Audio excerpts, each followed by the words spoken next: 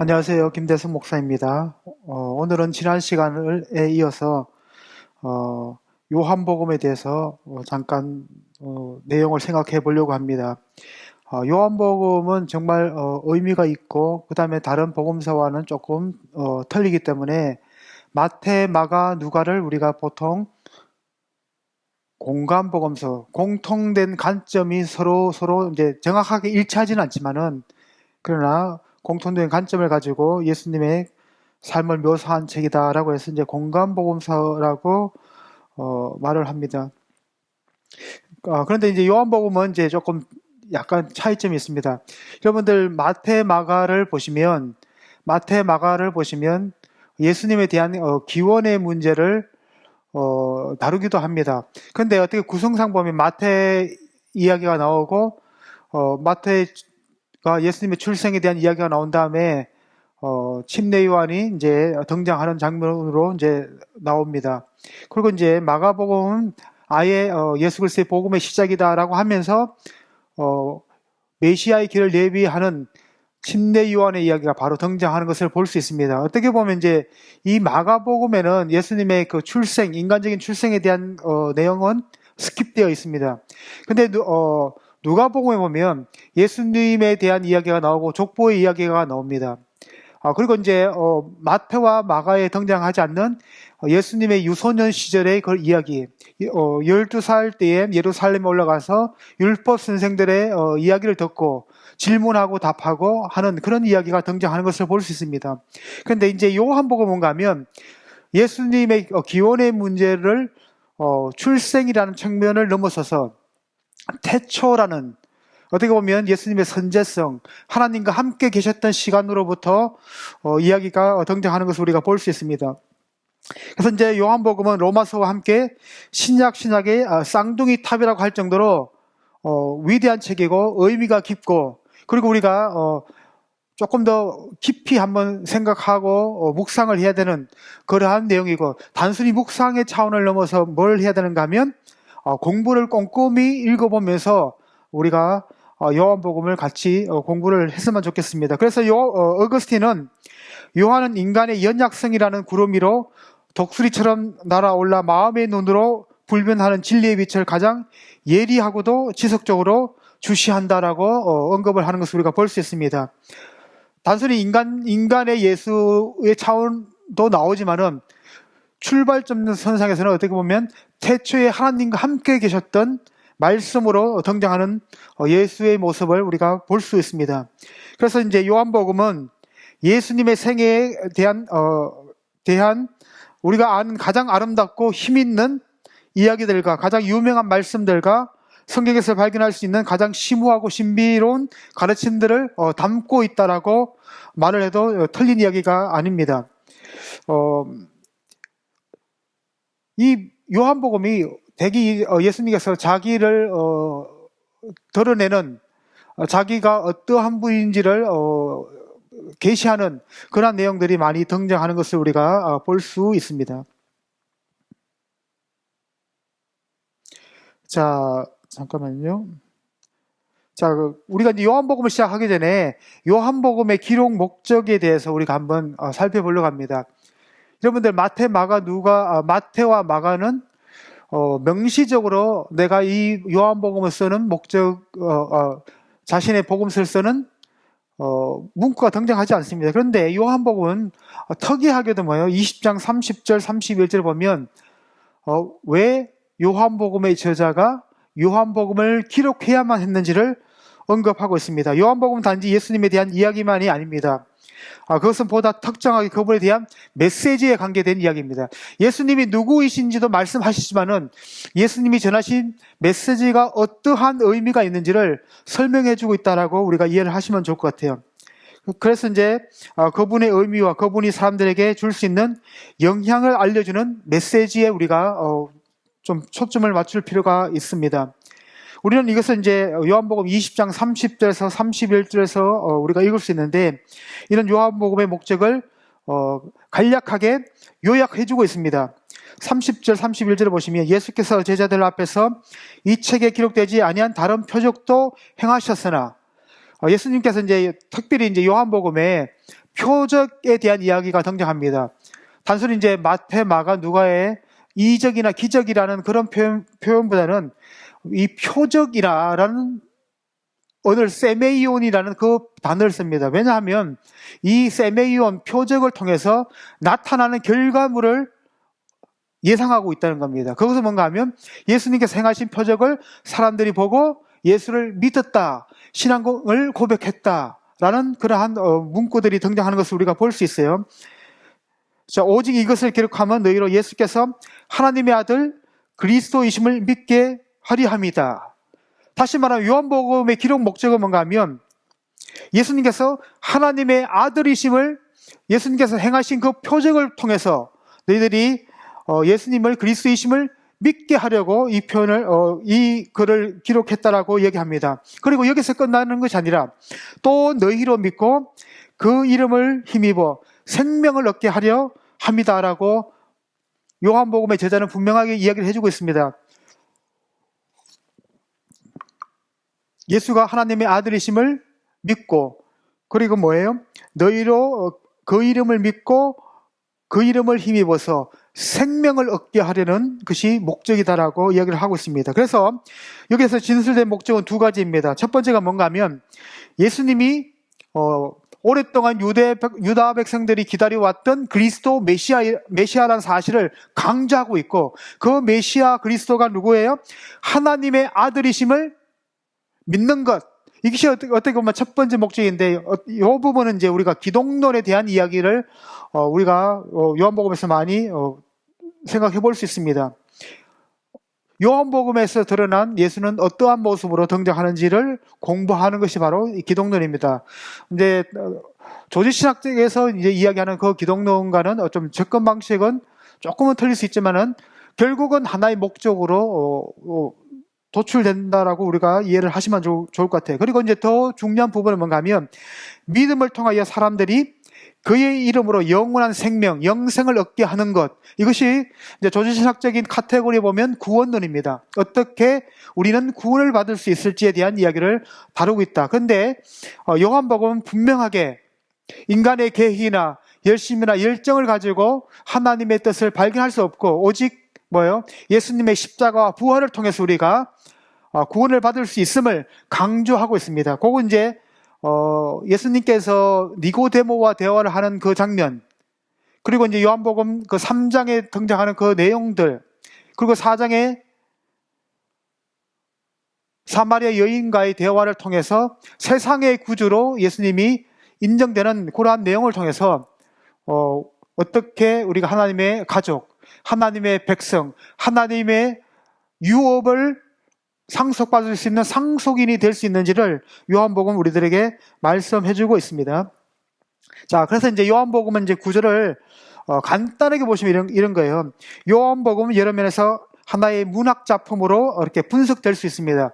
요한복음이 이 복음서가 문학 작품, 정확하게 우리가 현대인들이 말하는 문학 작품이다라고 말씀드리는 게 아니라 그런 방식처럼 우리가 요한복음을 분석할 수 있다는 겁니다. 일종의 이게 이제 서사 비평해서 내러티브 크리티시즘 해가지고 이제 서사적인 관점으로 요한복음의 인물을 분석할 수도 있고 사건들의 의미를 추적할 수도 있다라고 우리가 이해를 하시면 좋을 것 같아요.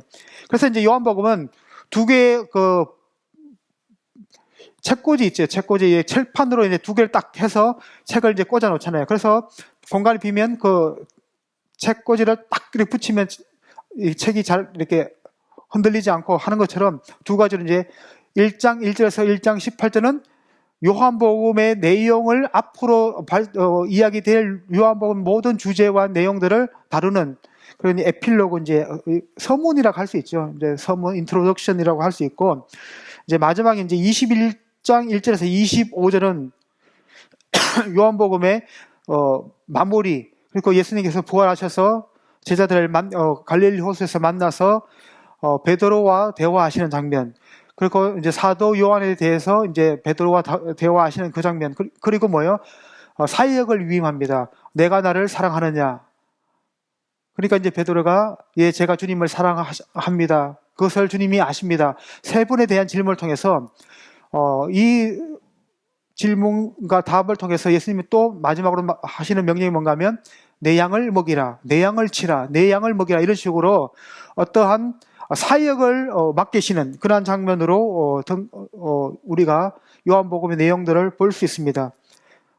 그래서 이제 1장 1절에서 18절은 어떻게 보면 예수님이 어떠한 분이셨는지에 대한 이야기를 다룬다면, 뒤에 마지막 에필로그는 베드로를 통해서 하나님의 귀한 사역을 위임하시고 사역을 감당할 것을 요청하시는 그런 장면이고, 이제 그 다음에는 이제 크게는 이제 두 가지로 나눕니다. 하나가 뭔가 하면 1장 19절에서 이제 12장 50절까지를 우리가 이제 표적, 요한복음에 나타나는 표적은 뭔가 하면, 표적은 다른 복음서에서 나타나는 뭐 이적이나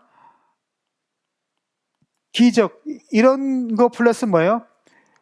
믿음의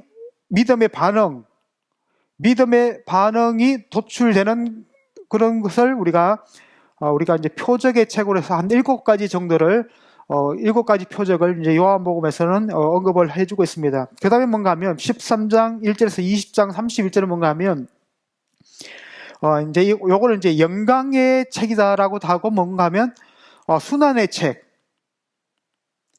순환의 책이다라고 우리가 언급을 하는 분들이 있습니다. 다시 말하면 이 말을 다르게 쉽게 이야기하면 13장부터 20장까지는 예수님의 순환에 대한 이야기가 이제 순환을 향해서 점점 예수님께서 한 발짝 다가가시는 그 모습을 언급해주고 있습니다.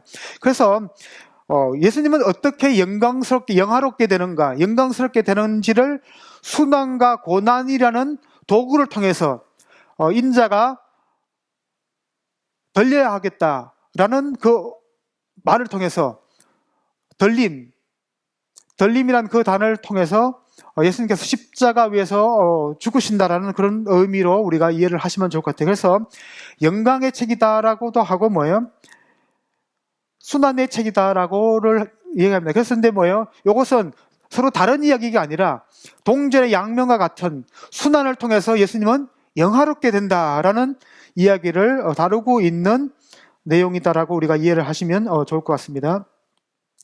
자, 이걸 조금 더 확장하면 이제 프롤로그 1장 1절에서 1장 18절.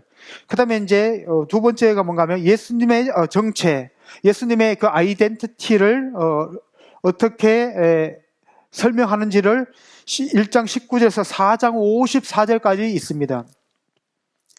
이걸 조금 더 이제 나누면 2장 1절에서 4장 54절 이렇게 또 나누기도 합니다. 요 내용이 뭔가 하면, 가나의 표적이 2번 등장합니다, 여기서. 자, 그 다음에 이제, 예수님께서 예루살렘에 한번 올라가시는 장면이 등장을 합니다. 6월절 때 한번 2장 13절인가 2장 13절에 예수님께서 한번 유대인의 6월절이 가까운지라 예수께서 예루살렘으로 올라가셨다. 2장 13절에 우리들에게 말씀해주고 있습니다. 그리고 다시 여러분들 그 2장 23절부터 25절 보시면 예수님께서 성전에 대한 이야기를 하시면서 성전을 청결하게 하는 그 장면이 등장하는 것을 볼 수 있습니다. 23절에 보면 6월절에 예수께서 예루살렘에 계시니 많은 사람이 그의 행하시는 표적을 보고 그의 이름을 믿었으나 예수는 그의 몸을 그들에게 의탁하지 아니하셨으니 이는 친히 모든 사람을 아심이다. 제가 예수님을 믿어요 라고 이렇게 말을 하는 많은 사람이 있음에도 불구하고 예수님은 그들을 신뢰하지 않는 그런 모습이 등장합니다. 그래서 이제 이러한 예수님께서 인간이 반응했음에도 불구하고 예수님이 사람들을 신뢰하지 않았다는 이 사건을 통해서 이 많은 군중들을 통해서 나중에 십자가에 돌아가셔야만 하는 것을 암시하는 그런 장면으로 우리가 이해를 하시면 좋을 것 같아요. 또 사람에 대해 누구의 증언도 받으실 필요가 없으니 이는 그가 친히 사람의 속에 있는 것을 아셨다라고 성경은 우리들에게 이야기하고 있습니다. 그러면서 이제 니고데모의 이야기가 등장하는 것을 우리가 볼 수 있습니다. 이것은 이제 우리 뒷부분에 가서 좀 말씀을 드릴게요. 그 예수님이 계시는 절기를 중심으로 이루어졌습니다. 6월절, 이름이 등장하지 않는 절기, 그 다음에 초막절, 유월절 이런 식으로 세 번의 그 유월절 기사가 등장하는 것을 우리가 볼 수 있습니다. 그래서 우리가 이제 예수님이 다른 복음서에는 성전 청결 사건이 그의 생의 마지막 부분에서 발생하고 그 다음에 이제 예루살렘 유월절을 지키는 그 장면으로 마치고 십자가에 가시는데 요한복음은 이제 저번에도 말씀을 드렸던 것처럼 예수님이 수시로 뭐예요? 갈릴리 사역을 하시다가 예루살렘으로 가시고 예루살렘에 또 오랫동안 계시기도 하시고 뭐 몇 개월 계시기도 하시고 그래서 어떻게 보면 갈릴리 지역보다는 유다 땅, 유대 지역에서 더 오래 기거하시는 그러한 장면으로 등장합니다. 그래서 공간복음서처럼 갈릴리에서 예루살렘을 쭉 마지막에 한번 쭉 올라가시는 그런 개념이 아니라 그런 공간복음서에 의하면 예수님의 사역이 한 1년 정도로 우리가 추측할 수 있는데 다르게 이 요한복음은 한 3차례나 4차례 등장하는 것을 우리가 볼 수 있습니다. 그래서 우리가 한 3년 정도의 공생의 사역을 하셨다라고 보통 이제 우리들이 알고 있는 것은 이제 요한복음의 메시지를 통해서 우리가 유추할 수 있습니다. 그 다음에 이제 뭔가 하면 11장 1절에서 20장 31절은 뭔가 하면 이제 11장 12장에 나오거든요. 11장에 이제 나사로가 죽은 장면이 이제 11장이 나오고 나사로를 예수님께서 죽은 지 나흘이나 된 사람을 살리시고 그 다음에 이제 나사로 집에서 계셨을 때에 많은 사람들이 나사로를 보기 위해서 나사로를 찾아가는 장면이 있습니다. 거기 이제 보면 일종의 이제 이게 아이러니인데 12장 그 50절에 보시면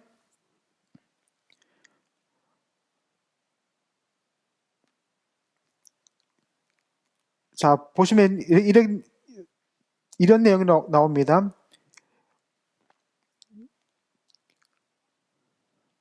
자,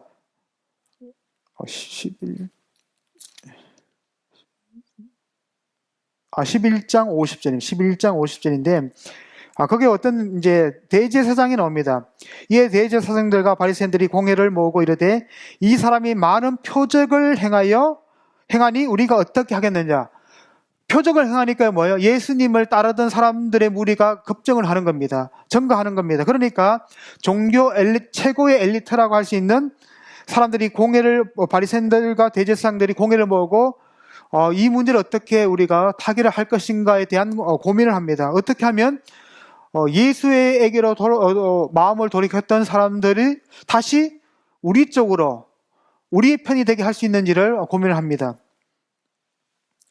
그래서 이제 48절에 보시면 만일 그를 이대로 두면 모든 사람이 그를 믿을 것이요. 그리고 로마인들이 와서 우리 땅과 그 민족을 빼앗아 가리라 하니 그 중에 한 사람 그 해의 대제사장인 가야바가 그들에게 말하되 너희가 아무것도 알지 못하는도다.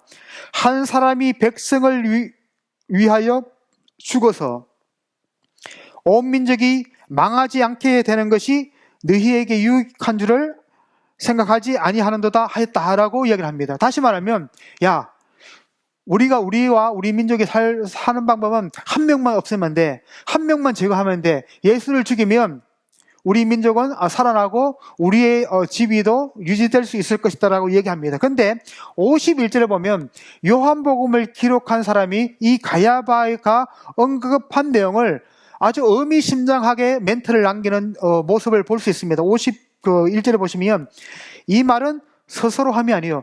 가야바가 말했음에도 불구하고 요한복음을 기록했던 저자는 이것은 그가 스스로 말한 것이 아니라 그 해의 대제사장이므로 예수께서 그 민족을 위하시고 또 그 민족만 위할 뿐 아니라 흩어진 하나님의 자녀를 모아 하나가 되게 하기 위하여 죽으실 것을 미리 말하였다라고 이게 요한복음의 기자가 이렇게 설명하는 겁니다. 어떻게 보면 정치적인 관점에서 보면 이 가야바는 자신들을 따르던 많은 회중과 군중들이 예수님께 자꾸 이렇게 따라다니는 모습을 보고 불쾌하고 또 위기의식을 느꼈습니다. 그래서 단순히 뭔가 하면 예수만 제거하면 예수를 따르던 많은 회중들이 다시 우리들에게 돌아와서 우리 민족이 소요되지 않고 제가 이제 추천해준 그 책에 보면 예수님에 대한 활동은 많이 등장하지 않지만 그 당시에 열심당원들의 활동을 통해서 많은 그 두려움 로마 그 공직자들, 그러니까 이제 빌라도 밑에 있던 그 사람이 어떤 이 소요가 일어나는 것에 대한 두려움 그리고 걱정, 그것을 평정해야만이, 그것을 잘 관리해야만이 자신들의 그런 신분도 유지될 수 있음을 이야기를 하고 있습니다. 로마 사람들이 보면 되게 포용적입니다. 어떤 면에서 되게 포용적이에요. 나름대로 종교의 자유도 허락해주고 자치권도 이렇게 허락을 해줍니다. 그런데 로마가 용납하지 않는 것이 뭔가 하면 자기들이 살고 있는 지역을 소란케 하고 소동을 일으키는 것을 그거는 진압을 하는 것을 우리가 볼 수 있습니다. 그래서 이제 가야바의 걱정도 그런 거예요. 예수를 따르는 사람들이 많으면 예수님께서 하시는 메시지나 이런 걸 보면 대단히 전통을 무시하고 혁신적인 삶의 방식을 요청하는 겁니다. 그러니까 이제 억눌려 있던 사람이나 사회 엘리트들이 아닌 사람들이 예수님을 많이 따라다니게 되고 그러한 삶의 방식을 요구를 하게 되고, 그래서 이제 사회가 이제 혼란스러워지면 로마의 그런 개입이 있을 것이다라는 그런 의식을 가지고 있었던 것 같습니다. 그래서 이제 어떻게 보면 이런 아이러니, 그가 그냥 정치적인 발언을 했는데 요한의 기자는 요한복음을 기록한 기자는 이것을 신학적으로 해석하고, 그 신학적 해석이 뭔가 하면 예수의 죽으심을 통해서 예수의 민족만이 아니라 온 세상이 온 세상이 하나의 가족이 되는 그것을 미리 예언하는 것처럼 이야기를 하는 것을 우리가 볼 수 있습니다. 이날부터 그들이 예수를 죽이려고 모의했다라고 11장 53절은 우리들에게 말씀을 해주고 있습니다. 여러분들 요한복음을 공부하다 보면 상당히 어떤 부분을 발견하게 되면 되게 아이러니, 우리가 생각했던 그 당시에 그리스 로마 세계의 그런 관념과 반대되는 개념들이 많이 등장하는 것을 볼 수 있습니다. 그 다음에 이제 그래서 이제 4번을 보면 예수의 목적은 그의 죽음과 부활을 통해 새로운 공동체를 형성하는 겁니다. 다시 말하면 이제 새로운 가족관계, 뉴 퀸십이라고 했죠. 퀸십, 새로운 공동체. 다시 말하면 새 포도주와 새 부대, 새로운 포도주를 담을 수 있는 새로운 부대를 만드는 것이 예수님의 십자가의 죽음과 부활을 통해서 형성되었다라고 얘기를 합니다. 그래서 이제 예수님의 십자가와 부활을 통해서는 단순히 민족적인 경계선에 한정되는 그런 공동체가 아니라 아브라함의 약속하셨던 열방의 조상, 만민의 조상인 아브라함에게 주셨던 그 약속을 예수님께서 십자가의 죽으심과 부활하심을 통해서 성취해 나가신다는 것을 보여주고 있는 것이 바로 이 요한복음이다라고 우리가 이해를 하시면 좋을 것 같습니다. 자, 이제 프롤로그 보시면 1절, 2절과 18절은 어떻게 묘사가 있는가 하면 하나님과 함께 계셨던 말씀, 보시면 태초에 말씀이 계시니라, 이 말씀이 하나님과 함께 계셨으니 이 말씀은 곧 하나님이시다. 그가 태초에 하나님과 함께 계셨고, 이런 식으로 이제 응장합니다. 근데 18절을 보시면 본래 하나님을 본 사람이 없으되 아버지 품속에 있는 독생하신 하나님이 하나님을 나타내셨다라고 이야기합니다. 그래서 18절은 뭔가 하면 하나님의 품속에 함께 하셨던 아들에 대한 이야기가 등장하는 것을 우리가 볼 수 있습니다. 3절에 보시면 만물이 그로 말미암아 지은 바 되었으니 지은 것이 하나도 그가 없이는 된 것이 없다라고 해서 아들의 말씀을 통해서 만물이 태어났다라고 이야기를 합니다. 근데 17절을 보시면 율법은 모세로 말미암아 주신 것이요 은혜와 진리는 예수 그리스도로부터 왔다라고 이야기합니다. 다시 말하면 이것이 예수 그리스도를 통해서 은혜와 진리가 왔다라는 이 말은 뭔가 하면 은혜와 진리를 받는 새로운 공동체가 탄생할 수 있다라는 것을 의미해 주고 있습니다. 그 다음에 4절 5절을 보시면 그 안에 생명이 있었으니 이 생명은 사람들의 빛이다. 생명이 뭐예요? 사람들을 비추는 빛이다. 빛이 어둠에 비치되 어둠이 깨닫지 못했다라고 성경은 얘기하고 있습니다. 다시 말하면 예수님은 어둠 가운데에 빛으로 오셔서 어둠을 비추는 빛이었는데 어둠 가운데 있는 사람들은 그 빛을 알지 못했다라고 얘기를 합니다. 자, 그러면 뭐예요? 16절에 보시면 우리가 다 그의 충만한 데서 받으니 은혜 위에 은혜다. 빛이 와서 생명의 빛을 비추고만은 뭐예요? 어두운 가운데 있는 사람들은 그 빛을 알지 못했지만은 우리는 뭐예요? 다 그의 충만한 데서 받으니 은혜 위에 은혜다라는 그런 고백을 하는 것을 우리가 볼 수 있습니다. 그 다음에 이제 6절, 8절에 어떤 내용인가 하면 침례 요한이 갑자기 이 프롤로그 중간에 끼어드는 것을 우리를 볼 수 있어요. 침례 요한에 대한 이야기를 합니다. 하나님께로부터 부르심을 받은 사람이 있으니 그의 이름은 요한이라. 그가 증언하러 왔으니 침례 요한의 사명의 목적은 뭔가 하면 증언을 하는 겁니다. 선포하는 거예요. 뭘 선포해요? 뭘 증언해요? 그 빛에 대하여 증언하고 모든 사람이 자기를 말미암아 믿게 하려 합니다. 빛에 대해서 증언하는데 그 증언의 목적이 뭔가 하면 많은 사람들이 자기를 통해서 그 빛을 믿게 하려는 것이 목적이다라고 이야기를 하고 있어요. 그 다음에 15절을 보시면 요한이 그에 대하여 증언하여 외치르되 내가 전에 말하기를 내 뒤에 오시는 이가 나보다 앞선 것은 나보다 먼저 계심이라 한 것이 이 사람을 가리켜 말했다라고 성경 이야기하고 있습니다. 그래서 어떻게 보면 첫 절과 끝절부터 이렇게 해보면 결국에 12절 B에 어떤 이야기가 나오는가 하면 어떻게 보면 요한복음의 핵심이 등장합니다. 그를 받아들이는 사람에게는 뭐가 돼요? 하나님께로부터 나는 하나님의 자녀가 되는 권세를 주셨다라고 성경 이야기하고 있습니다. 그래서 어떻게 보면 이제 이 프롤로고에 대한 이야기는 뭔가 하면 태초부터 계셨던 그분이 어떠한 분이시고 그분은 어떠한 명칭으로 그분이 묘사되고 있는지를 오늘 말씀을 보면 말씀으로도 묘사가 되고요. 하나님과 함께 계셨던 분으로도 묘사가 되고 빛으로 계셨던 분, 생명으로 묘사되기도 하고 뭐예요? 이 세상을 창조하신 창조의 동력자로 묘사되기도 합니다. 그래서 D.A. 칼슨이라는 대단히 중요한 그 신학자가 있습니다. 그분이 이제 이 1장 1절에서 18절을 어떻게 묘사하고 하는가 하면 요한복음으로 들어가는 문이 아니라 현관과 같다. 다시 말하면 이제 그 아파트 들어갈 때 문을 여시면 집이 큰 집들은 뭐예요? 신발장이 쭉 길게 있죠. 저희는 뭐 조금 신발 벗어나면 그게 꽉 찰 정도로 좁은데 긴 통로를 지나서 이제 거실로 들어가잖아요.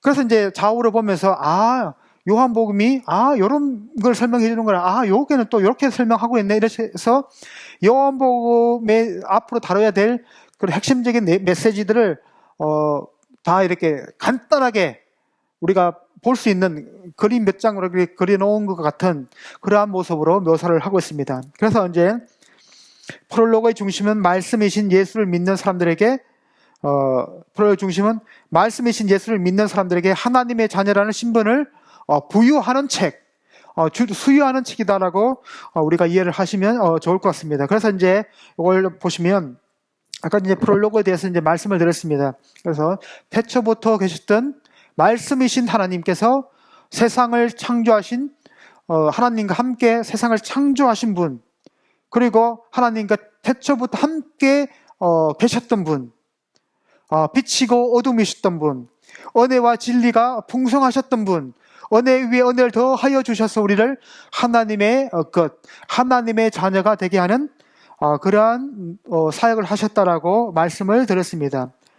그 다음에 이제 표적의 책이 이제 1장 19절에서 54절까지 등장하는 것을 볼 수 있습니다. 이게 12장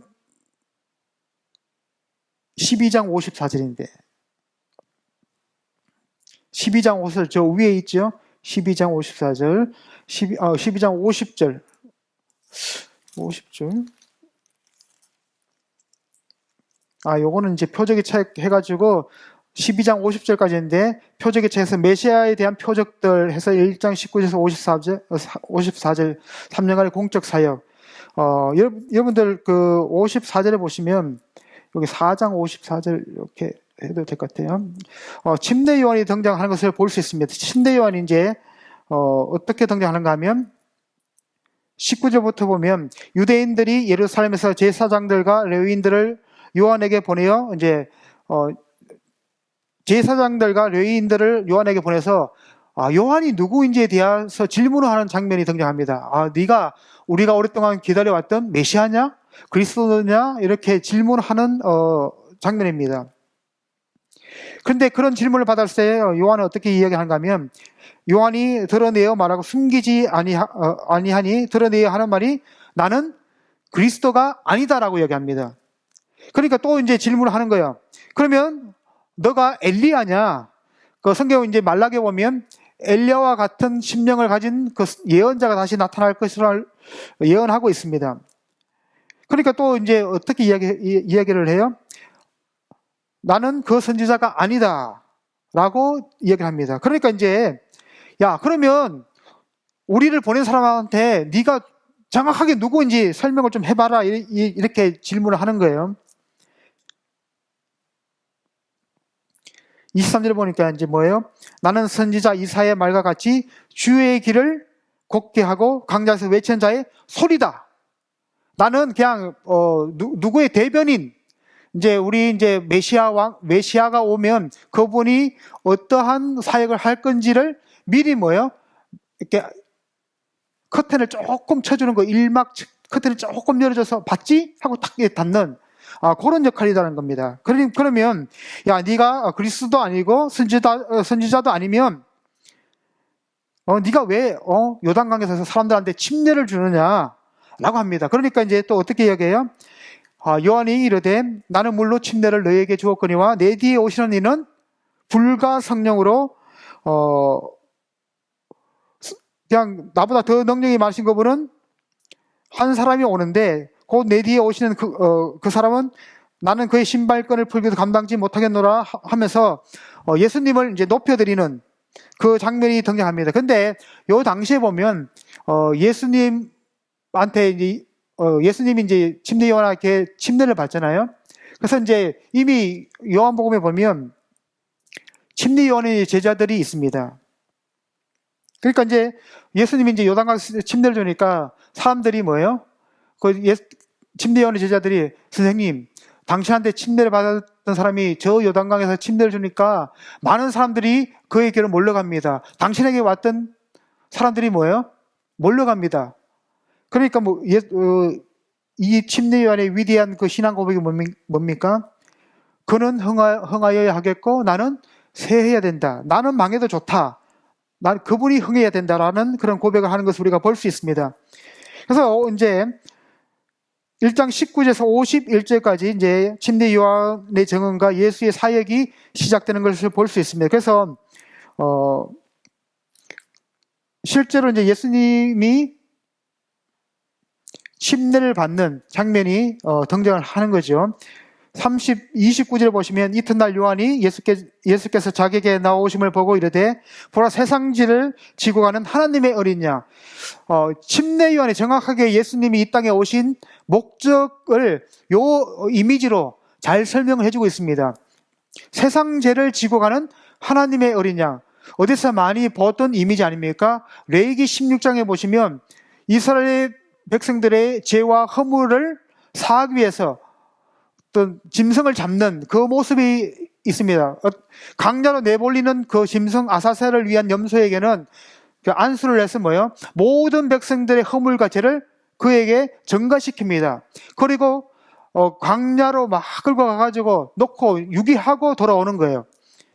그래서 어떻게 보면 예수님의 사역이 백성들의 죄를 대속하시는, 물론 죄의 대속 차원을 넘어서는 일을 하지만은 궁극적으로는 새로운 공동체를 위한 가장 기초가 십자가 위의 사건이라는 사실을 우리들에게 암시를 해주고 있다라고 우리가 이해를 하시면 좋을 것 같습니다.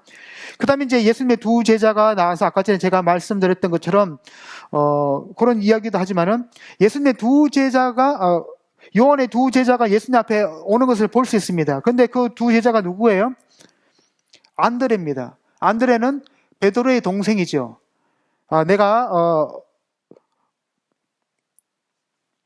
두 제자가 그의 말을 듣고 예수를 따르고는 예수께서 그를 따른 것을 보시고 물으시되 무엇을 구하느냐 하니까 이제 선생님을 따라가기를 원합니다 라고 합니다. 그리고 이제 사실을 보면 이제 자기 형제 베드로를 만나면서 내가 메시아를 만났다 하고 이제 형한테 이야기를 합니다. 그래서 이제 어떻게 보면 요 내용은 다른 복음서에 등장하지 않잖아요. 베드로를 예수님께 데리고 온 사람이 그의 동생 안드레였다는 이야기를 하지 않습니다. 그 다음에 이제 어떤 이야기가 나오는가 하면 빌립이라는 사람이 그의 친구 나다넬을 또 소개합니다.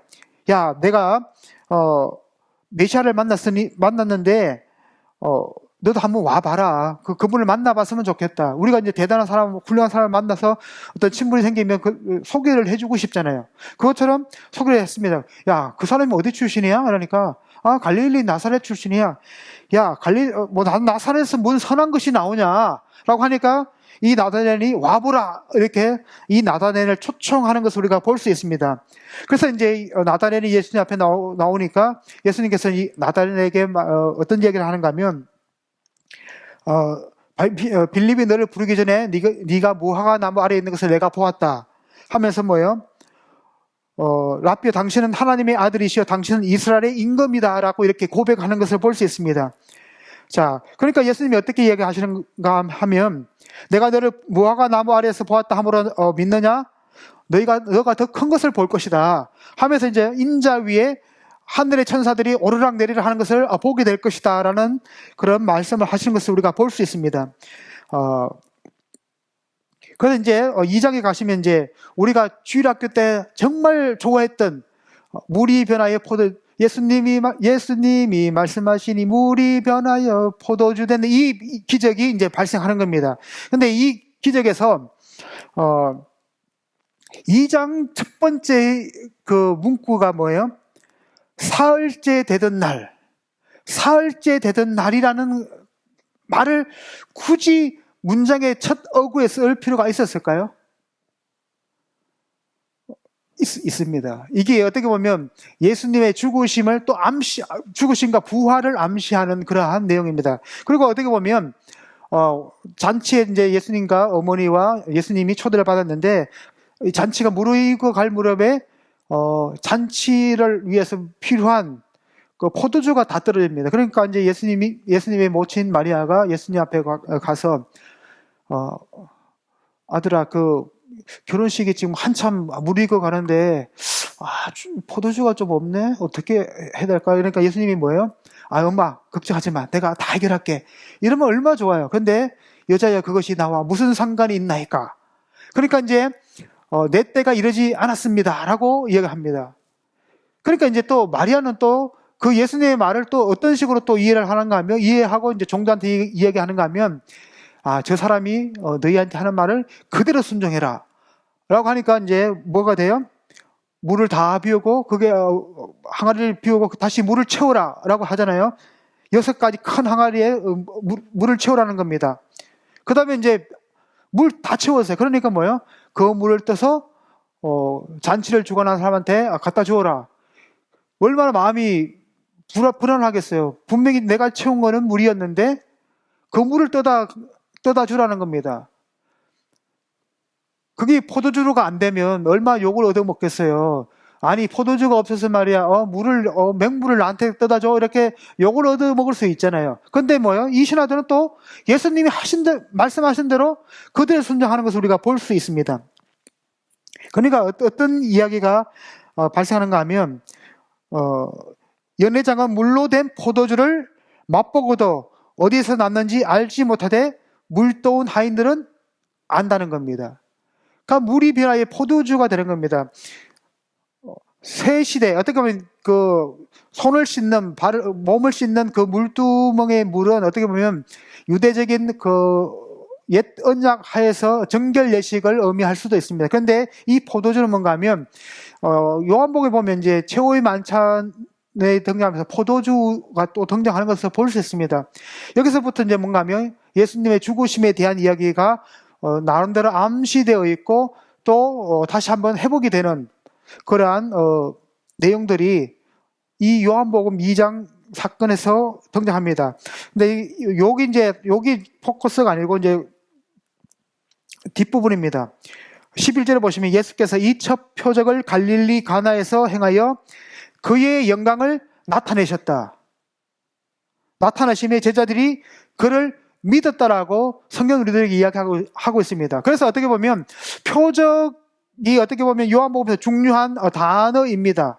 세메이온이라는 이 단어가 중요한 이유가 뭔가 하면 예수님은 뭐예요? 표적을 행하심으로 자신이 누구인지를 나타내십니다. 그리고 뭐예요? 제자들은 그 표적을 보고 예수를 믿게 된다라고 이야기를 하고 있어요. 그래서 어떻게 보면 기적과 함께 구원이라는 믿음에 도달하게 하는 역할을 하는 것이 뭐예요?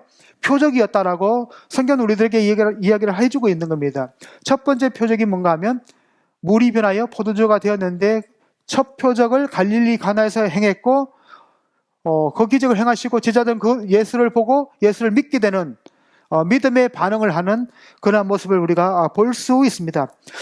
그 다음에 13절에 보면 예수님께서 6월절이 가까운지라 예수께서 예루살렘으로 올라가셨다라고 성경 이야기를 해주고 있습니다.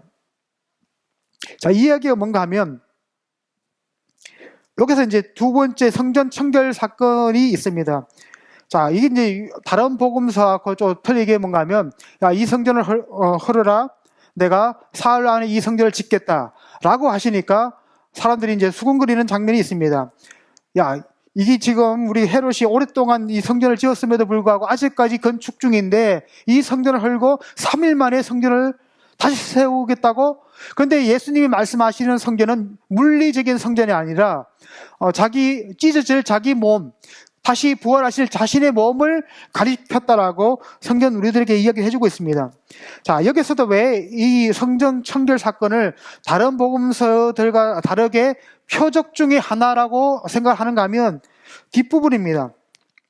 그러나 예수는 성전된 자기 육체를 가리켜 말씀하셨다. 그 다음에 죽은 자 가운데서 살아나신 후에야 제자들이 이 말씀하신 것을 기억하고 성경과 예수께서 하신 말씀을 믿었다라고 성경 우리들에게 말씀을 해주고 있습니다. 그래서 어떻게 보면 뒷부분에 있어야 될 그 사건을 앞으로 이렇게 배치해 놓은 그러한 모습으로 우리가 이해를 하셔도 좋을 것 같습니다. 그 다음에 어떤 이야기가 나온가 하면 2장 23절부터 니고데모에 대한 이야기가 3장 21절까지 등장하는 것을 우리가 볼 수 있습니다. 자, 아까 전에 말씀드렸던 것처럼 예수님께서 6월절에 많은 표적을 행하시니까 많은 사람들이 그의 이름을 믿었다라고 요한복음은 기록을 하고 있습니다. 그런데 예수는 그의 몸을 그들에게 의탁하지 아니하셨으니 이는 친히 모든 사람을 아심이요. 그들을 신뢰하지는 않았다는 겁니다. 자, 그러면서 어떤 이야기가 나오는가 하면 자연스럽게 한 율법 선생, 바리새인, 저명한 선생이 밤에 예수님을 찾아오는 것을 우리가 볼 수 있습니다. 여기서 보면 2절에 보시면 1절에 보시면 바리새인 중에 니고데모라 하는 사람이 있으니 유대인의 지도자라.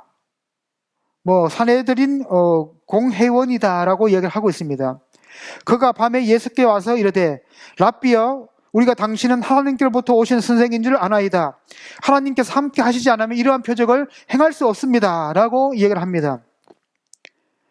자, 그런데 이렇게 이야기를 했으면 그래 맞아. 하나님께서 능력을 주셔서 내가 이런 이적을 행할 수 있었어. 이렇게 자연스럽게 이야기를 가야 되는데 니고데모 하는 말을 그냥 쑥 이렇게 끊어서 진실로 내게 이르노니 사람이 거듭나지 아니하면 하나님의 나라를 볼 수 없다. 그러니까 깜짝 놀라는 거예요. 거듭난다라는 이 단어를 이 니고데모가 오해를 하는 겁니다. 다시 뭐예요? 엄마의 모태로 다시 들어가는, 물리적으로 어머니의 모태로 다시 들어가는 방식으로 이해를 했다는 겁니다. 5절에 보시면, 4절에 보시면, 그러니까 이제 예수님께서 어떻게 말씀하시는가 하면, 진실로 진실로 내게 이르노니 사람이 물과 성령으로 나지 아니하면 하나님의 나라에 갈 수 없다. 다시 거듭난다는 의미를 재해석해 주는 겁니다. 이 니고데모는 엄마 뱃속에 다시 들어가서 다시 태어난다라고 다시 새로운 출생으로 이해를 했지만은 예수님 뭐예요? 물과 성령으로 거듭난다 라는 의미로 이해를 했다는 것을 우리가 볼 수 있습니다. 그러면서 이제 어떻게 이야기를 해요? 육으로 난 것은 육이요, 영으로 난 것은 영이니 내가 내게 거듭나야 하겠다 하는 말을 놀랍게 여기지 말라. 자, 하면서 이제 8절에 뭔가 하면, 바람이 임의로 불매 내가 그 소리를 들어도 어디에서 와서 어디로 가는지 알지 못하나니 성령으로 난 사람도 그러하다. 자, 우리가 이제 예수님을 믿고 중생할 때 우리가 하나님의 백성이 되었잖아요. 성령을 받았잖아요. 근데 그 성령의 임함은 우리의 계획이나 우리의 생각과 우리의 그 예측과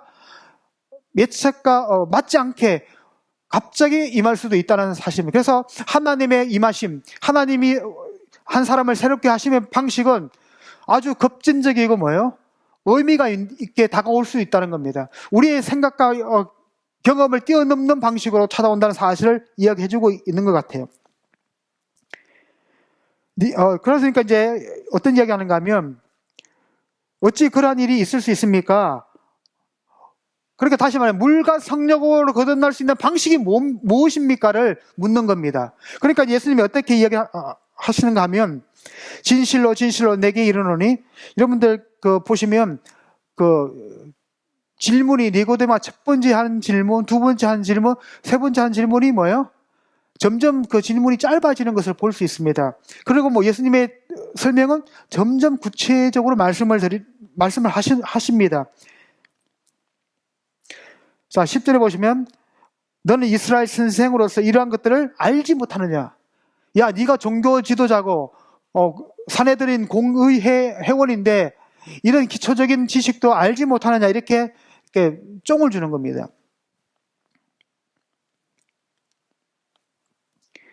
자, 내가 땅의 일을 말하여도 너희가 믿지 아니하거든. 하물며 하늘의 것을 말한다면 너희가 믿을 수 있느냐? 하늘에서 내려온 자 곧 인자 외에는 하늘에 올라갈 자가 없다.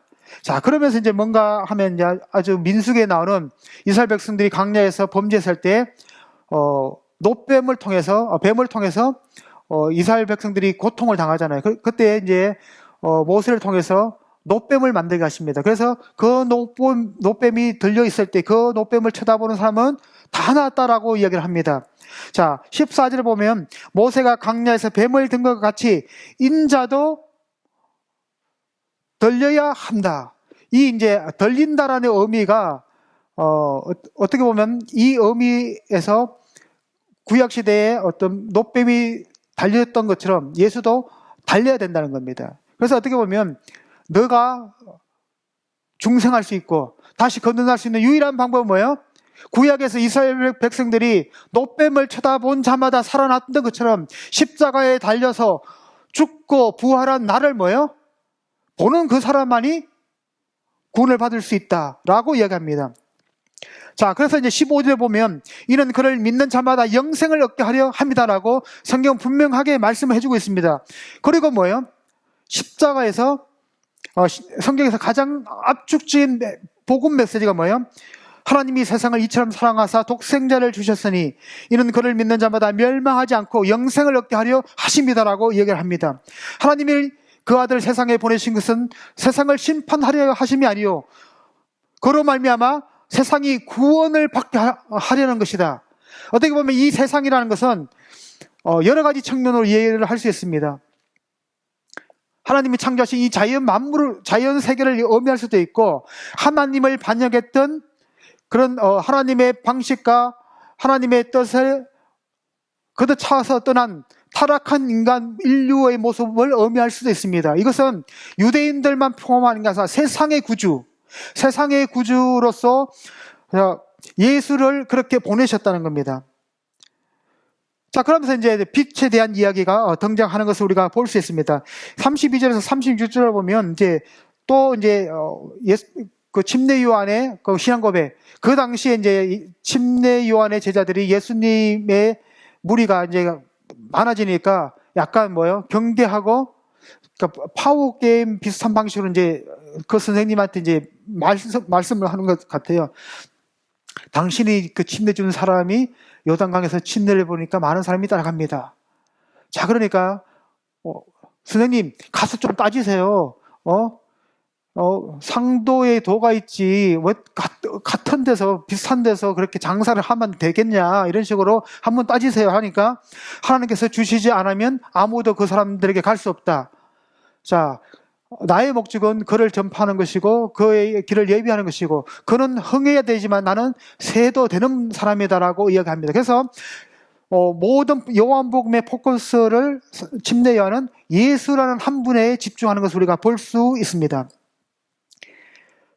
자, 그 31절도 보시면, 위로부터 오시는 이는 만물 위에 계시고 땅에서 난 이는 땅에 속하여 땅에 속한 것을 말하느니라.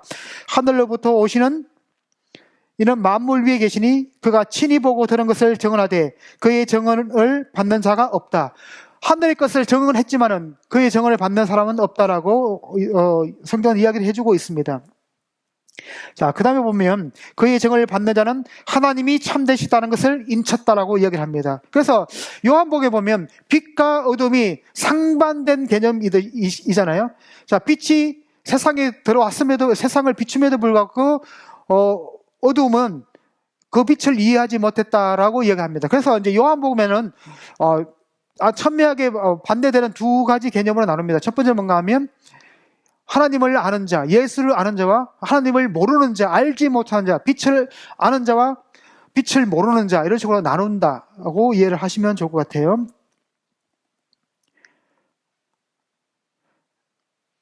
그 36절 보면 아들 믿는 자에게는 영생이 있고 아들에게 순종하니 아니한 자는 영생을 보지 못하고 도리 하나님의 진노 그 위에 머물러 있다라고 성경 이야기를 하고 있습니다. 다시 말하면 이건 뭐예요? 이제 우리가 신앙적으로 이야기할 때 우리는 원래 심판을 받을 수밖에 없는 존재라는 겁니다. 그럼에도 불구하고 하나님은 이 세상을 사랑하셔서 그의 독생자를 이 땅에 보내주셨다는 거예요. 그래서 그를 믿는 자에게는 영생을 얻을 수 있는 기회를 주신다는 겁니다. 근데 뭐예요? 아니, 누구는 불러서 구원시키고, 누구는 그냥 방기한 게 아니라 요한복음의 관점에 의하면 세상의 빛으로 오신 그분을 배척했다는 겁니다, 스스로. 그런 측면으로 우리가 이해를 하시면 좋을 것 같습니다. 자, 그 다음에 이제 4장에 가시면 사마리아 여인이 등장합니다. 자, 예수님께서 이제 사마리아 땅에 들어가시죠. 자,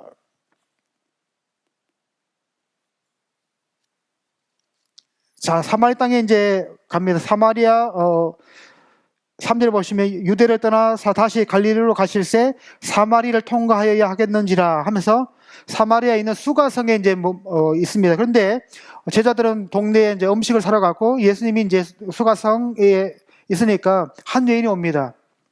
그래서 나에게 좀 물을 좀 줄 수 있나, 6시면 정오 한 12시 정도 되게 뜨거울 때잖아요.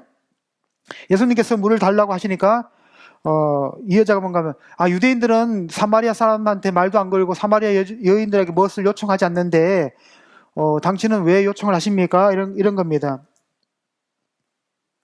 그러니까 뭐예요? 예수님이 어떻게 이야기하시는가 하면, 만일 하나님의 선물과 또 내게 물을 달라 하신 이가 누군지를 네가 알았다면 너가 그에게 구하였을 것이요 그가 생수를 내게 주었을 것이다 하니까 뭐예요? 이 여인이 또 오해를 하는 겁니다. 나는 이제 그 사람을 만나면 집에서 물이 자연적으로 생긴다라고 착각을 했을 겁니다. 이게 다른 방식이잖아요. 자, 그래서 이제 당신이 야곱보다 큽니까? 그러니까 이제 예수님께서 내가 주는 물을 마시는 자는 영원히 목마르지 아니하리니 내가 주는 물은 그 속에서 영생하도록 솟아나는 샘물이 되리라라고 성경 우리들에게 이야기를 하고 있습니다. 자, 그러면서 이제 뭐예요? 네 남편을 좀 데리고 와라니까 그 여인이 뭐예요? 나는 남편이 없습니다.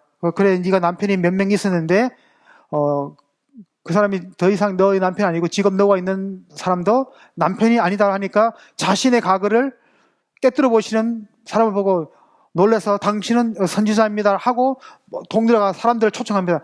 내가 갔는데 그 수가성 그 우물가에 한 유대인 남자를 만났는데 그가 메시아야, 나의 모든 과거를 깨뜨리고 나한테 설명을 해줬어라고 하니까 사람들이 뭐요? 그 여인의 말을 믿고 따라오는 겁니다. 그리고 뭐예요? 이제 예배에 대한 이야기도 이제 오고 가고, 그 다음에 어디에서 예배를 드려야 됩니까? 예루살렘에서 드리면 됩니까? 아니면 어디에서 드려야 됩니까? 하니까 예루살렘도 말고 어디도 말고 신령과 진정으로 예배 드리는 곳에, 그곳에 하나님이 계신다는 사실을 말씀을 하는 것을 볼 수 있습니다. 자, 그래서 이제 이 여인의 말을 듣고 동네 사람들이 오는 거예요. 자, 그리고 이제 이 동네 사람들이 어떻게 이야기하는가? 39절에 보면 여자의 말이 내가 행한 모든 것을 그가 내게 말하였다 정언함으로 그 동네 중에 많은 사마리아인이 예수를 뭐예요? 믿었다라고 이야기를 합니다. 자, 그 다음에 뭐예요? 42절에 보면 그 여자에게 말하되 이제 우리가 믿는 것은 내 말로 인함이 아니라 이는 우리가 친히 듣고 그가 참으로 세상의 구주이신 줄을 알게 되었다라고 고백하는 겁니다. 그래서 어떻게 보면 요한복음은 뭔가 하면 이 세상에 있는 그 사람들이 예수 그리스도를 알고 하나님의 건속으로 하나님의 자녀로 돌아오게 하는 것이 목적입니다. 그렇다면 여러분들 이렇게 생각해 보세요. 뭔가 하면 앞에 유대 선생 바리새인 니고데모는 뭐예요? 어떻게 거듭남에 대한 비밀을 알지 못했지만은 이 사람은 뭐예요? 사마리아 여인과 사마리아 땅에 있던 유대인들이 그렇게 극혐하는 사람들은 예수의 말씀을 듣고 그가 메시아의 세상의 구주라는 사실을 믿게 되고 알게 됐다라고 이야기합니다. 여기서 보면 앞에는 어떤 이야기, 누구와 대조가 되나요? 니고데모, 바리새인이죠. 관리입니다. 이름도 있습니다. 그런데 4장에 등장하는 이 여인은 이름도 없습니다. 그 다음에 뭐예요? 남자가 아니고 여자입니다.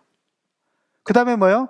삶도 깨끗하지 않아요. 뭐 남편이 4명이나 있었고 그 다음에 지금 있는 사람도 네 남편이 아니다 이러니까 어떻게 보면 세상적인 관점에서 보면, 유대 사람들의 관점에서 보면 니고데모는 되게 훌륭한 사람이고 이 여인은 보잘것없는 사람인데 복음의 진리를 깨닫는 것은 이 여인이 더 빨랐다는 사실을 우리들에게 이야기해주고 있고, 예수님이 정확하게 어떠한 분이라는 사실을 또 다시 갈릴리로 들어가시는 그 장면이 등장합니다. 자, 보시면 어떤 이야기인가 하면 그 43절에 보면 이틀이 지나면 예수께서 거기를 떠나 갈릴리로 가시며 친히 증언하시기를 선지자 고향에서 높임을 받지 못한다라고 하시면서 예수님께서 다시 46절에 보면 갈릴리 가나로 다시 가는 장면이 있습니다. 여기서 뭐예요? 갈릴리 가나로 들어가셔서 뭘 하는가 하면 왕의 신하의 아들의 병을 치유하시는 장면입니다. 거기다 보시면 53절에 보시면 그의 아버지가 예수께서 내 아들이 살아 있다 말씀하신 그때인 줄 알고 자기와 그 온 집안이 다 믿었다라고 이야기합니다. 그러면서 이제 54절에 보면 이것은 예수께서 유대에서 갈릴리를 오신 후에 행하신 두 번째 표적이다라고 이야기를 합니다. 그래서 어떻게 보면 요한복음에 등장한 예수님은 어떠한 분이신가 하면 표적을 행하시면서 자신이 누구인지를 보여주시는 분입니다. 그런데 뭐예요?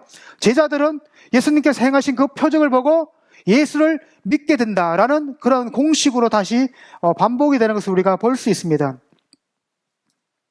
자, 그래서 보면 이 뒷부분을 보시면 요한복음의 이중 목적의 비단에서 우리가 이 본문을 이해할 수 있습니다. 요한복음은 예수님을 하나님의 아들과 메시아로 소개하기 위한 것인데 그것은 믿음을 통하여 영원한 생명을 얻게 하려는 것이 목적이다라고 설명을 해주고 있습니다. 자, 그 다음에 뭔가 이제 4장 43절에서 54절은 이제 왕이 신의 아들 치유하는 장면이 등장하고 5장 1절부터는 10장 41절까지는 이제 계속 치유 사건이 발생합니다. 나면서부터 뭐예요? 예루살렘에서 38년 된 병자 치유하시는 그 장면이 등장하는 것을 볼 수 있습니다. 5장 1절에 보면 베데스다 연못에서 38년 동안 베데스다 연못에 있던 사람을 치유하시는 장면이 등장하는 것을 우리가 볼 수 있습니다. 그런데 이날도 뭐예요? 안식일이었다라고 이야기를 합니다. 그러니까 야, 안식일에 네가 짐을 들고 가는 것이 맞냐 하니까 나는 누가 너를 낫게 하였나 하니까 누군가가 나를 치료했는데 나는 그의 얼굴을 보지 못했습니다 라고 하면서 뭐예요?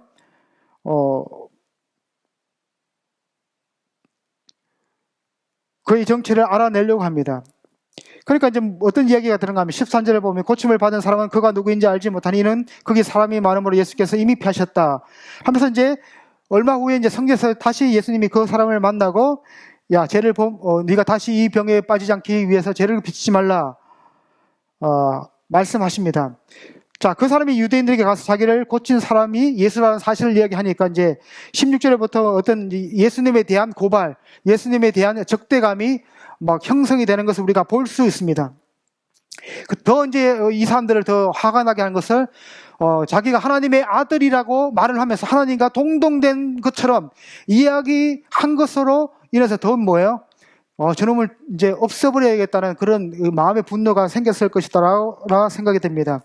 그 다음에 이제 6장 1절에서 71절까지는 뭔가 하면 생명의 떡에 대한 이야기가 등장하는 것을 우리가 볼 수 있습니다. 6장에 보시면 사람들을 가르치시고 이제 식사할 때가 되니까 뭘 해요? 야, 이 많은 사람들에게 우리가 떡을 나눠주고 먹기를 해야 되는데 어떻게 하면 좋겠느냐 이렇게 하니까 야, 이 사람들에게 떡을 사서 좀 먹이라 하니까 빌립이 어떻게 얘기해요? 어디서 떡을 사서 이 사람들을 먹이겠습니까? 자, 하면서 친히 빌립을 시험코자 이렇게 질문하셨다라고 이야기합니다. 조금씩 받아도 200데나리온 이상의 돈이 필요합니다. 라고 하니까 뭐예요? 아이가 떡 5개, 물고기 2마리를 가져오니까 예수님께서 축사하시고 그들을 에게 분배하시고 그 다음에요 남기셨던 사실, 이것도 어떻게 보면 예수께서 14절 보면 그 사람들이 예수께서 행하신 이 표적을 보고 말하되 이는 참으로 세상에 오실 그 선지자, 유대인의 선지자가 아니라 세상에 오실 선지자라는 겁니다. 그래서 이제 요한복음은 계속 이 부분을 확장하는 겁니다. 메시아를, 그리스도를 유대인이라는 그 카테고리 안에 가두지 않고 확장을 시키는 겁니다. 세상으로. 자, 그 다음에 뭔가 하면 이제 초막절에 다시 예루살렘에 올라가는 것을 우리가 볼 수 있습니다. 요 내용들 우리가 알기 때문에 여기서 보면 이제 인자의 떡, 인자의 살과 떡을 피를 마시는 자만이 뭐예요? 너희 속에 생명이 있다라고 이야기하시면서 이 살과 피에 대한 그 인육과 뭐예요? 사람의 피를 마시는 그러한 것을 오해했던 사람들이 많이 떠나고 예수님의 제자들만 남는 그 장면이 등장하는 것을 우리가 볼 수 있습니다. 그래서 7절도 보시면 초막절에 이제 올라가셔서 초막절은 이제 물과 빛을 비추는 그러한 절기가 이 초막절입니다. 자, 그래서 그 형제까지도 예수를 믿지 아니했는데 내 때가 아직도 이르지 않았으니까 아직은 안 올라가고 나중에 10절에 보시면 그 형제들이 명절에 올라간 후에 자기도 올라가시되 같이 가면 좋잖아요. 동생들하고 같이 가면 좋은데 뭐야? 야, 내 때가 안 되었어 하고 그 후에 명절에 형제들이 올라간 후에 자기도 예루살렘에 올라가셨다라고 얘기하시면서 자기를 나타내지 않고 엄밀히 가셨다라고 이야기를 해주고 있습니다. 여기서도 보면 이제 논쟁이 이제 등장하는 것을 볼 수 있습니다. 어떤 논쟁인가 하면 성전에서 올라가셔서 가르치는데 이 사람은 배우지 않았다 하면서 이제 쫑크를 줍니다. 그러면서 이제 어떤 일이 발생하는가 하면 사람이 하나님의 뜻을 행하려 하면 이 교훈이 하나님께로부터 왔는지 내가 스스로 말합니다라고 하면서 어떤 이야기가 등장하는가 하면 요한복음 그 5장에 있던 그 이야기가 다시 등장하는 것을 볼 수 있어요. 자, 모세가 너에게 율법을 주지 아니하였느냐? 너희 중에 율법을 지키는 자가 너희 가운데 없도다. 너희가 어찌하여 나를 죽이려 하느냐. 무리가 대답하되 당신은 귀신이 들렸다. 이렇게 하니까 예수님께서 말도 안 되는 소리 하지 마라. 외모로 판단하지 말고 공의롭게 사람을 판단해라. 야, 나를 안 믿어도 좋아. 나를 안 믿어도 좋은데 내가 행한 일을 보고 나를 믿어다라고 이야기를 하고 있는 것을 볼 수 있습니다. 자, 25절도 보면 예루살렘 사람 중에 어떤 사람이 말하되 이는 그들이 죽이고자 하는 그 사람이 아니냐라고 하시는 것을 볼 수 있습니다. 그러면서 이제 예수님께서 어떤 이야기를 계속 하시는가 하면 이 사람들을 예수님을 잡아 죽이려고 하지만은 예수님의 때가 되지 않아서 예수님을 죽이지 못하는 그러한 모습이 등장하는 것을 우리가 볼 수 있습니다. 그 다음에서 이제 또 예수님께서 뭐 어떻게 고백하는가 하면 37절에 보면 누구든지 목마르거든 내게로 와서 마시라. 나를 믿는 자는 성경에 이름같이 그 배에서 생수의 강이 흘러 넘칠 것이다 라고 하시면서 예수께서 아직 영광을 받지 않으셨으므로 성령이 아직 그들에게 임하지 못했다라고 성경 우리들에게 이야기를 하고 있는 것을 볼 수 있습니다. 여하튼 이런 일련의 사건 표적과 표적 사이에 계속적으로 점정하는 것은 뭔가 하면 바로 종교 지도자들의 그런 반대에 부딪히는 그러한 모습을 우리가 등장하는 것을 볼 수 있습니다. 그리고 이제 8장에 보시면 가늠하다 걸린 여자를 예수님께서 용서하시는 그런 장면이 있고 12절에 보시면 8장 12절 보시면 예수께서 말씀하시되 나는 세상의 빛이다. 에고 에미가 이제 6장부터 등장하는 것을 우리가 볼 수 있습니다. 그래서 이러한 세상의 빛으로 오신, 그래서 빛이 세상에 비쳤지만은 그 세상이 그 빛을 알지 못하는 것은 자기의 행한 것이 악하였기 때문이다라고 성경 우리들에게 말씀을 하고 있는 것을 우리가 볼 수 있습니다. 자, 그리고 이제 예수님이 다시 세상을 떠나 아버지로 가야 되는 것을 살짝 노출을 시키는 것을 우리가 볼 수 있습니다.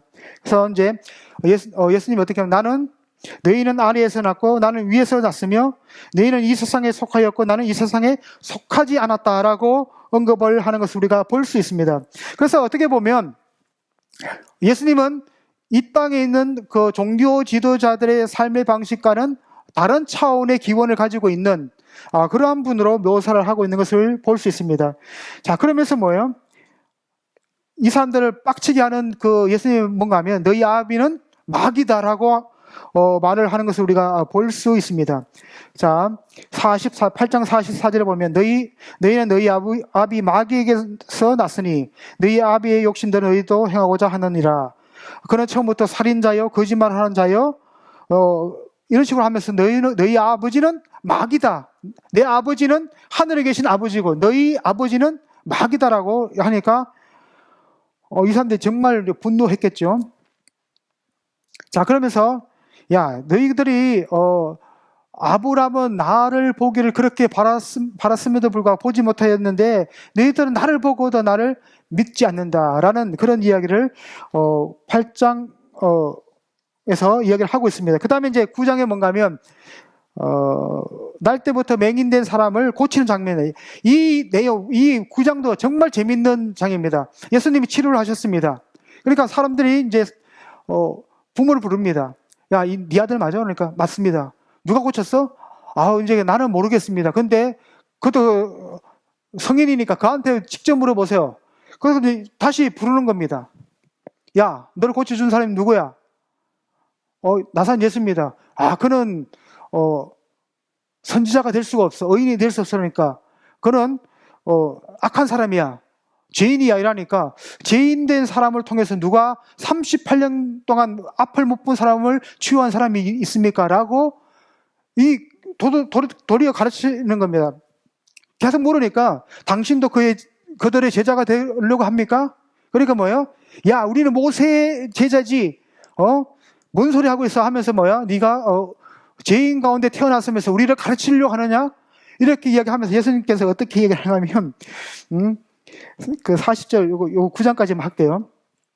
40절을 보시면 바리새인 이렇게 보면 39 예수께서 이르시되 내가 심판하러 이 세상에 왔으나 보지 못하는 자들은 보게 하고 이게 육신으로 이렇게 눈이 감겼던 사람은 보게 하는데 물리적인 것만 보게 아니라 영적인 차원도 보게 한다는 겁니다. 또 보는 자들은 맹인이 되게 하려 합니다라고 하시니까 뭐예요? 얘들이 또 받아요 그거를. 어떻게 받는가 하면 바리새인 중에 예수와 함께 있던 자들이 이 말을 듣고 이러되 우리도 맹인인가? 야, 보는 사람은 맹인이 될 것이다 하니까 이렇게 자기들 우리도 맹인인가? 이렇게 또 스스로 그 질문하는 겁니다. 그러니까 41절에 보면 예수께서 이르시되 너희가 맹인이 되었더라면 죄가 없으려니와 본다고 하니 너희가 제 가운데 그대로 있다라고 이야기를 합니다. 그래서 지금까지 이제 1장에서 10장까지 보시면 중요한 이야기는 빛과 어두움, 생명과 사망, 그 다음에 뭐예요? 하나님을 알고 모르고, 그리고 빛이 비친 사람들은 영생을 얻었지만은 빛을 거부한 사람들은 심판을 당하는 그러한 이야기로 요한복음 11장, 12장의 내용들이 등장을 하는 것을 우리가 볼 수 있습니다. 그래서 이제 10장부터 다음 내용까지 하도록 하겠습니다. 감사합니다.